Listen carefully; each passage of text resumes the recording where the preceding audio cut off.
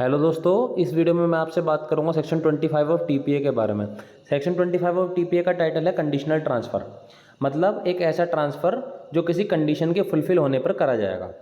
An interest created on a transfer of property and dependent upon a condition, वही है एक interest जब transfer करा जाएगा जब कोई कंडीशन फुलफिल कर जाएगी। पर अब आप ये बोलोगे ये तो सर कंटिजेंट इंटरेस्ट की तरह हो गया कुछ कुछ।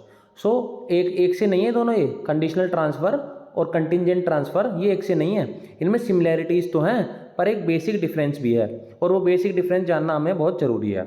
कंटिजेंट ट्रांसफ़र में तो ये होता है, जो ट्रांसफ़र होता है वो किसी हैपनिंग और non happening of an specified uncertain event के ऊपर डिपेंड करता है। मतलब जो इवेंट तय करा जाता है कि इस इवेंट के होने या ना होने पर ये प्रॉपर्टी ट्रांसफ़र करी जाएगी, वो ट्रांसफरी के हाथ में नहीं होता। जिसको वो प्रॉपर्टी ट्रांसफ़र कर रहे हैं वो उसके हाथ में नहीं होता, वो किसी ऐसे इवेंट पर बेस्ड होता है जो हो भी सकता है या नहीं हो सकता। पर अगर कंडीशनल ट्रांसफ़र है, कंडीशनल ट्रांसफ़र में जो वो होता है कंडीशन होती है वो ट्रांसफरी के हाथ में होती है, उसको वो फुलफिल करना चाहे तो कर सकता है और नहीं चाहे तो नहीं कर सकता। फॉर एग्जांपल, मान लिया ए ने बी को प्रॉपर्टी ट्रांसफ़र कर दी और उस पर ये वो लगा दिया, कंडीशन लगा दी कि आपको अगले साल इंग्लैंड जाना पड़ेगा। अगर आप अगले साल इंग्लैंड चले गए तभी मैं आपको प्रॉपर्टी ट्रांसफ़र करूंगा, वरना वो ये प्रॉपर्टी ट्रांसफ़र नहीं करूंगा। अब बी के हाथ में है, अगर वो इंग्लैंड जाएगा तो उसको प्रॉपर्टी मिल जाएगी, अगर वो नहीं जाएगा तो उसको प्रॉपर्टी नहीं मिलेगी। पर अगर ए ने बी को ये बोल दिया कि ये प्रॉपर्टी मैं आपको जब ट्रांसफ़र करूंगा जब अगले साल इंडिया वर्ल्ड कप जीत जाएगी, तो उसके हाथ में थोड़ी है, तो ये कंटिजेंट ट्रांसफ़र हो गया और पहली वाली कंडीशन में वो कंडीशनल ट्रांसफ़र हो गया।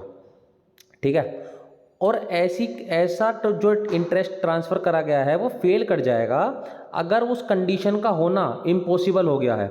मान लिया कोई कंडीशन उसने ऐसी लगा दी जो उस कंडीशन का फुलफिल होना ही अब इम्पॉसिबल हो गया है। इसके एग्जांपल हम नीचे पढ़ेंगे, अब नीचे दे रखा है। या फिर वो फॉरबिडन बाय लॉ है, ऐसी कंडीशन है जो लॉ मना कर रहा है, ऐसी कंडीशन इलीगल डिक्लेयर कर रखी है लॉ ने कि ऐसी कंडीशन आप नहीं लगा सकते। या वो एक ऐसे नेचर की है अगर वो परमिट कर दी गई तो वो प्रोविजंस ऑफ लॉ को डिफीट कर देगी। अब फॉरबिडन बाय लॉ और defeat the provisions of any law में डिफरेंस होता है। फॉरबिडन बाय लॉ तो ये होता है कि वो पहले से ही चीज़ इलीगल डिक्लेयर कर रखी है लॉ के द्वारा, ठीक है। पर जो ये है defeat the provisions of law, ये होता है कि वो एक्ट लॉ में इलीगल तो डिफाइन कर नहीं करा गया है, पर अगर वो एक्ट को हमने अलाउ कर दिया तो वो जो लॉ के प्रोविज़न हैं उनको वो डिफीट कर देगी। अब दोनों का एग्जांपल समझाता हूँ मैं आपको एक एक। फॉरबिडन बाय लॉ का मतलब तो ये हो गया, फॉर एग्जांपल एक ए बंदा है एक बी बंदा है, ठीक है। बी बंदे ने ए की प्रॉपर्टी ट्रांसफ़र कर दी सी को बिना ए के पूछे, ना वो कोई ए का एजेंट ना ए उसको जानता, ठीक है।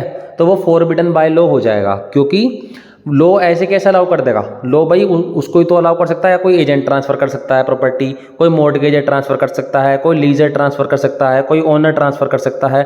पर ऐसे थोड़ी है कोई भी बंदा ट्रांसफ़र कर देगा, वो ओनर उसको जानता है ही नहीं, तो वो फॉरबिडन बाय लॉ हो गया। और it would defeat the provision of any law, ये क्या हो गया? ये हो गया, मान लिया आप अपनी प्रॉपर्टी के ओनर हो तो आप किसी को भी ट्रांसफ़र कर सकते हो प्रॉपर्टी।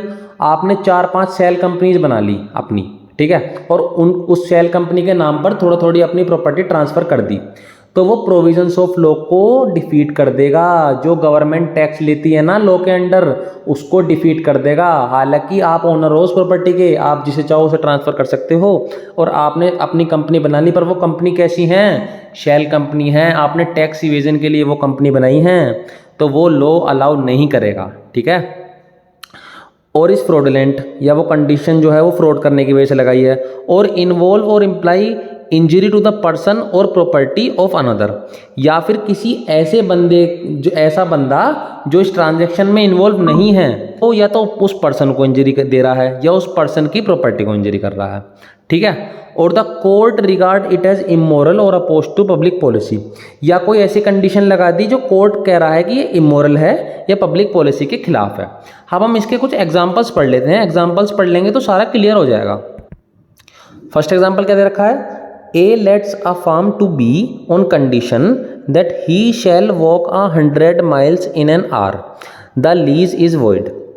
ए ने अपनी प्रॉपर्टी बी को लीज पर ये कंडीशन लगा के दी है कि उसको 1 घंटे में 100 माइल्स चलना पड़ेगा। अब आप हिसाब लगा के देख लेना 100 माइल कितने होते हैं, ये इम्पॉसिबल हो जाएगी कंडीशन। और ऊपर हमने क्या पढ़ा था, अगर if the fulfilment of the condition is impossible then the interest created on transfer of property will fail. ठीक है, सेकंड कंडीशन क्या दे रखी है, A gives ₹500 to B on a condition that he shall marry his daughter C. ठीक है, उसने ए ने बी को 500 रुपये ये कंडीशन लगा के दे दिए कि सी को उसको कि बी को सी से शादी करनी पड़ेगी और सी को ना ए की डॉटर है। At the date of the transfer she was dead, transfer के डेट पर ही सी मर गया, सी मर गई जो ए की बेटी थी। The transfer is void, transfer void क्यों हो जाएगा, क्योंकि अब वो कंडीशन इम्पॉसिबल हो गई है। ये भी इम्पॉसिबल का ही नेचर दे रखा है, इम्पॉसिबल का एग्जाम्पल दे रखा है इसमें, सेकंड वाला भी। थर्ड एग्जाम्पल क्या दे रखा है, A transfer ₹500 to B on condition that he shall murder C. बिल्कुल साफ सीधी बात है, फॉरबिडन बाय लॉ, लॉ थोड़ी कहता है किसी का मर्डर करो, फॉरबिडन है लॉ के अंडर, तो वो कंडीशन फेल कर जाएगी। A transfer ₹500 to his niece C if she will desert her husband. A ने 500 रुपये दे दिए अपनी नीस को, सी को, जिसका नाम सी है, कि आपको ये पैसे जब मिलेंगे जब आप अपने हस्बैंड को छोड़ दोगे। ठीक है, ट्रांसफर वॉइड हो जाएगा। क्यों हो जाएगा, because it is immoral under the law, the court will regard it as immoral.